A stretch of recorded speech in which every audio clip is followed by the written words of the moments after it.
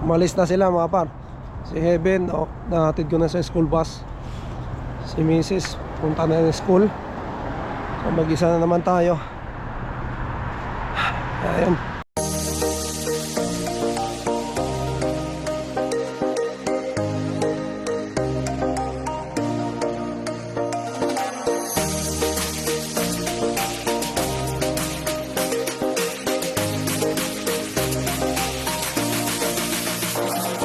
Diyos na po dito, nandito.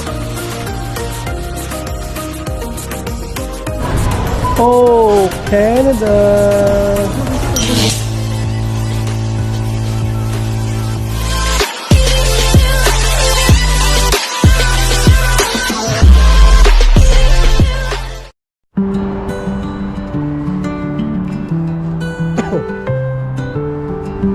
Woke up early with the sun. Morning light has just begun. Feel the warmth upon my face. Mga 10 minutes lang, 10 to 15 minutes lang nalakad-lakad mga parais na. Ikot lang ako rito. Dito ulit tayo sa park, no, kung saan lagi tayong tumatambay dahil ito lang malapit sa akin mga par. Ako naman pumunta na doon sa medyo malayo dahil may snow na nga.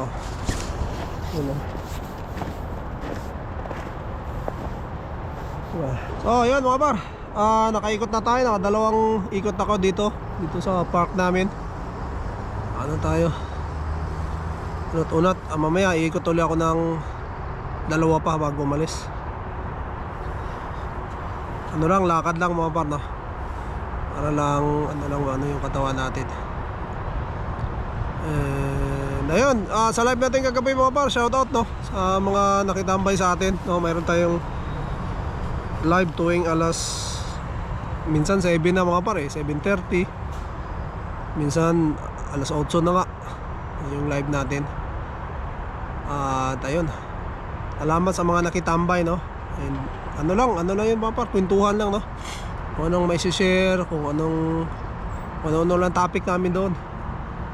Shoutout sa mga, yun nga, nakitambay doon si Par Edwin, no? Si Par Edwin, papunta siya dito sa Scarborough rin, no? Nanonood din sa atin. Pero iba yung ano niya mga par, dahil spousal visa siya, no? Sponsored siya. So landed PR siya dito mga par pagdating niya, no? Which is napakaganda, no? And ayun, sila Par Mark Soria, no? Mark Joseph Soria, shoutout, no? Kikitambay rin yan sa atin. Sila Kuya GDL, si Chubix kagabi, no? Kausap natin. Matagal natin kausap si Chubix. Isa rin silang international student, no? Pathway, pagpasok nila dito. Kasama rin yung family niya. And kaka-receive lang nung ano nila mga par, no? Yung kanilang PGWP, no? So almost 1 year din silang naghintay sa kanilang PGWP. Napakatagal, no? Mas nauna sila sa atin mga par. And ayun nga, na nakuha na nila yung PGWP. And then rin sila, no? Taga Toronto rin sila mga par. Naghahanap din sila ng malilipatan, no? Katulad natin. Sila kasi mayroon ng PGWP, no? Nakuha na nila. So plus 3 years, no? Congratulations sa inyo par Chubix, no? And good luck din sa pathway nyo, no? Para doon sa PR. So yun nga, nabanggit nga niya kagabi mga par, naghahanap sila ng malilipatan din ng province, no? Sa ngayon naghahanap din sila.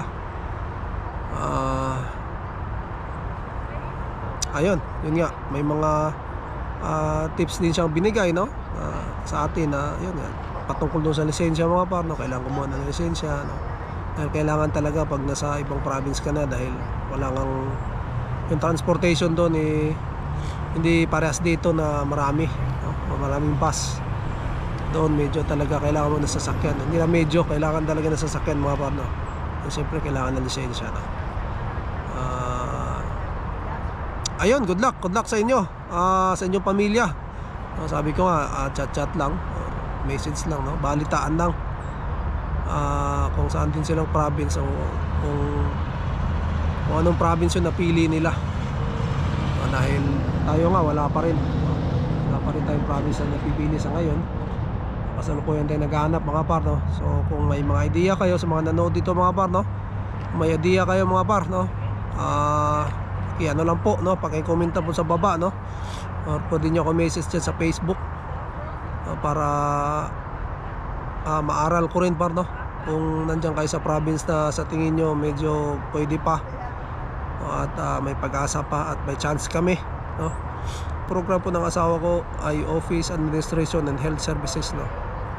So parang yun sa mga admin sa mga hospital mga par, no? Ayun, yun yung isa sa ano namin, hinahanap namin, no? Yung mga sa hospital din par, no? So kung may alam po kayo, kung nasang province po kayo, sa mga nakapanood po dito, kapanood po ng ating video, no? Ayun, ano lang par, no? Mag-comment lang kayo sa baba dyan at ano lang yung sabihan nyo ako para yun, maaral ko rin yung province na yan, matignan ko rin, masilip ko, no? May mga tinitingnan na rin ako mga par, pero gusto ko pa yung mga may ibang option pa, no? Ano pa naman, next year pa naman siya graduate mga par. So gusto ko lang mag-ano ngayon, magtingin-tingin, no? Dahil para maaral ko mas matagal, mas marami tayong oras, no? Mas maganda.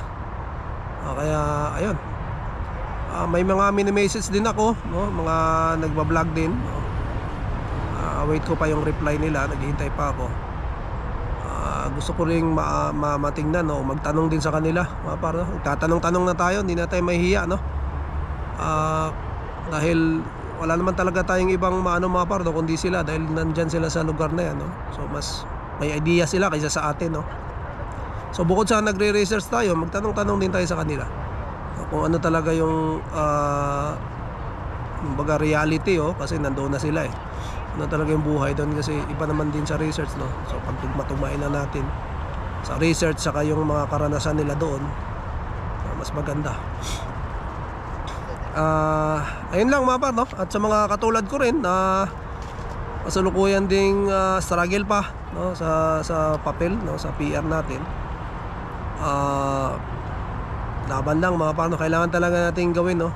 Yan, mag-research, magtanong, no? Mga kababayan natin, no? Huwag na tayo mahihiya, no?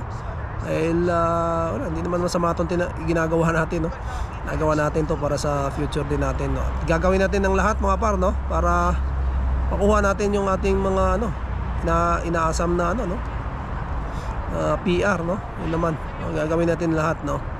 And then si Lord ang bahala kung ibibigay niya, no? Sa yung part natin ginawa natin mga par, hindi tayo nagkulang, no? Lahat ng pwede natin gawin na legal na paraan, no? Gawin natin, no? At mas pabayan natin kay Lord, siya ang bahala kung ibibigay mo niya sa atin, no? Pero siyempre pinagpipray natin mga par na sana ibigay, no? Para makapag-ano tayo rito, hindi naman para sa atin din, para sa ating anak mga par, no? Para maganda yung kinabukasan nila rito, kapag-stay sila rito, no? Ayun lang mga par, no? And ayun nga, paki-ano lang po, no? Kung nasa province kayo na medyo nakikita nyo na medyo may pag-asa pa, no? Paki-ano lang po, paki-comment lang mo sa baba para magkausap po tayo, no?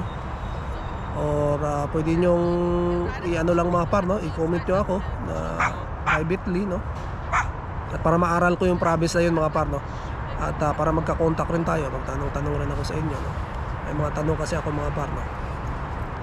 Yan lang. Dito medyo malamig na kasi nag-ano na tayo mga par, no? Lakad-lakad ulit tayo kasi medyo pag nakaupo tayo malamig. Walking tayo. May mga tao rin dito mga par na nag-walking dahil siyempre mahirap din sa bahay nila pag nandoon ka lang palagi. Mas gusto ko rito. Yung iba kasi mga par may dalang aso, dahil pinapa-ano nila yung aso nila, no? Kailangan ipapupo, no? Pero tayo wala naman. Walang tayo. Talagang exercise lang tong atin. May ano na pala rito, nag-iikot na, nagtitikit to. Ayun. Walking lang tayo mga par habang nag-ano. So ayun. May nag-iikot pala rito mga par sa park namin. Mga nagtitikit. So ayun, siguraduhin nyo po na ano, na nasa tamang parking kayo. At meron namang ano ron mga par, parang magbabayad ka. Dahil may nag-iikot pala rito dito sa may Lee Center Park. Uy, alas 9 papar.